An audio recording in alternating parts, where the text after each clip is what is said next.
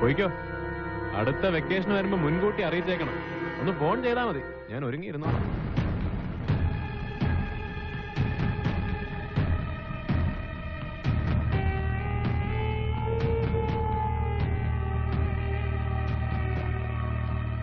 നീ വണ്ടിയിലോട്ട് കയറി, ഞാനെത്തി.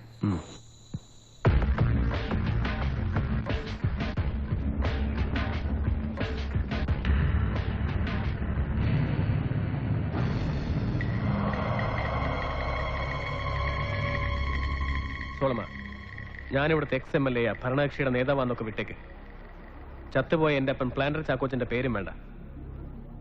പക്ഷെ നീ കൈവച്ചത് ഉമ്മച്ചന്റെ അനിയന്റെ മേല. നിന്റെ കൈ കൊണ്ട് അവന്റെ ദേഹത്ത് പൊടിഞ്ഞ ചോര എന്റെ സ്വന്തം ചോരയാ. അതിന്റെ കണക്ക് നീ പറയേണ്ടി വരും. നിന്നെ കൊണ്ട് പറയിക്കും ഞാൻ.